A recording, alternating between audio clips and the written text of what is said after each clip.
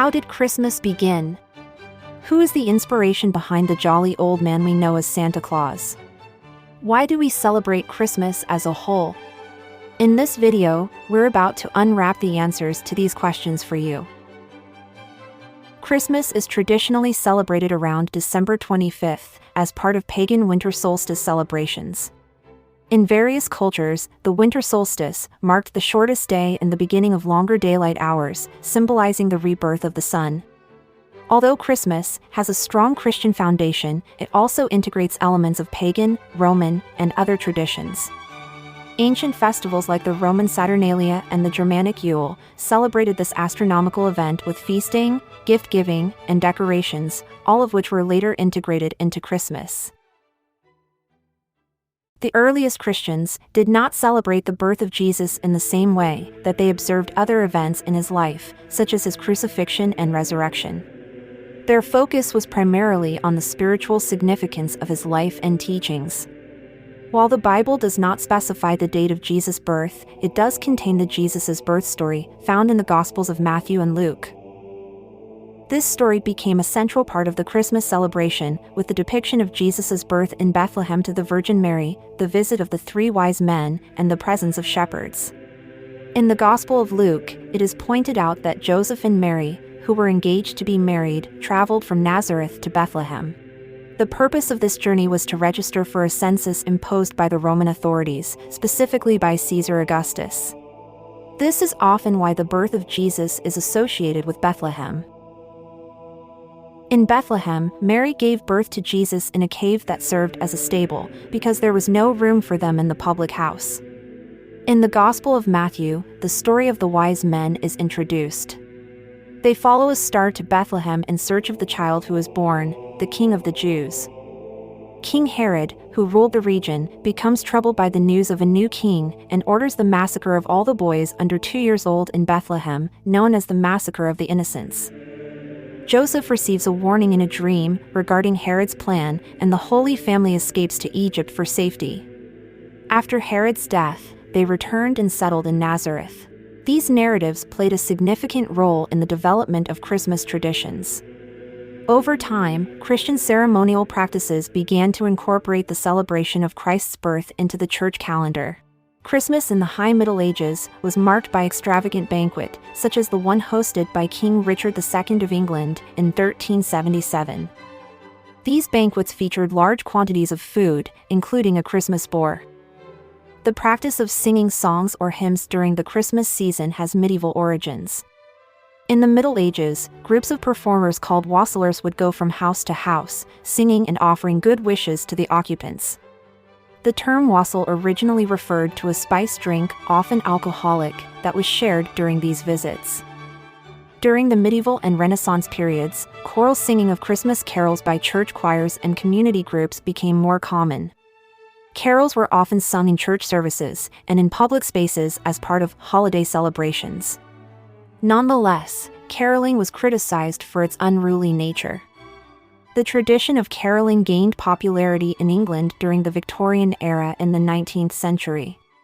Many of the carols we know today, such as O Holy Night, Silent Night, and Hark, the Herald Angels Sing, were written during this time. One of the most iconic aspects of Victorian Christmas is Charles Dickens's novella A Christmas Carol, published in 1843.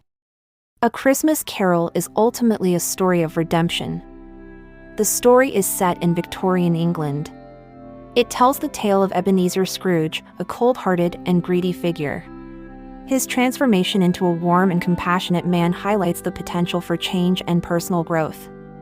A Christmas Carol became immensely popular and helped reinforce the idea of Christmas as a time for giving and goodwill.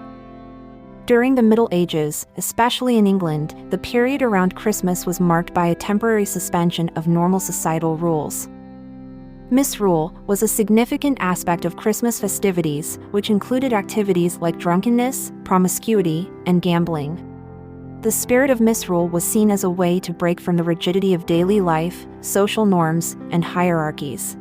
It allowed people to engage in behaviors that would otherwise be considered inappropriate or disorderly. Gift exchanges, particularly between people with legal relationships like tenants and landlords, were common. Special Christmas ale was brewed for the season, and New Year's Day was a time for exchanging gifts. In the mid-17th century, during the English Civil War, Puritanism gained popularity. Under Oliver Cromwell's parliamentary rule, it exerted substantial influence over English society and politics. Puritans were known for their strict interpretation of Christianity and their opposition to various forms of celebration, including Christmas. They emphasized the importance of individual devotion, personal salvation, and a direct relationship with God. They rejected many traditional Catholic practices and pursued a simpler form of worship based on the Bible. In 1644, the English Parliament, which was dominated by Puritans, issued a law that banned the celebration of Christmas. The law prohibited the celebration of traditional Christmas customs, including the decoration of churches, the lighting of candles, and the singing of carols. Public celebrations and special church services for Christmas were also discouraged. In 1660, following the end of the English Civil War and the overthrow of the Puritan regime, King Charles II was restored to the English throne. With his return, the ban on Christmas was lifted. King Charles II was known for his more relaxed and light-hearted approach to monarchy. He embraced the traditional customs and festivities of Christmas, including the decoration of churches, the singing of carols, and the observance of special church services. Christmas in the Victorian era, which encompasses the reign of Queen Victoria from 1837 to 1901, holds a special place in the history of Christmas celebrations. This period is often associated with the popularization of many Christmas traditions that are still cherished today. They decorated their homes with holly, ivy, mistletoe, and evergreen wreaths, symbolizing eternal life. Christmas trees became a popular tradition during this era, with Prince Albert, Queen Victoria's German-born husband, popularizing the custom in Britain.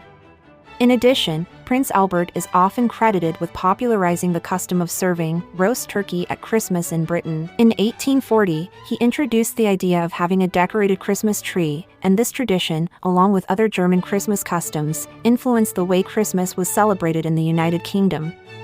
Trees were adorned with ornaments, candles, and sweets. The use of evergreen plants, such as holly, mistletoe, and pine trees, in Christmas decorations can be traced back to pagan traditions. These plants, which remain green throughout the winter, symbolize life and fertility. The custom of bringing evergreen trees into homes and decorating them is a pagan tradition that was adapted into the modern Christmas tree. The first recognizable Christmas card was produced in 1843 in England by Sir Henry Cole, the same year A Christmas Carol was published.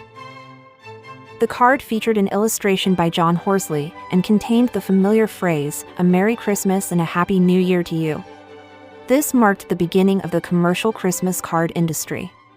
The exchange of Christmas cards quickly gained popularity, and by the late 19th century, it had become a widespread tradition. Early Christmas cards often featured religious and festive imagery. The historical figure of Saint Nicholas, a Christian bishop, who lived in the 4th century in the area now known as Turkey, served as a major inspiration for the modern Santa Claus.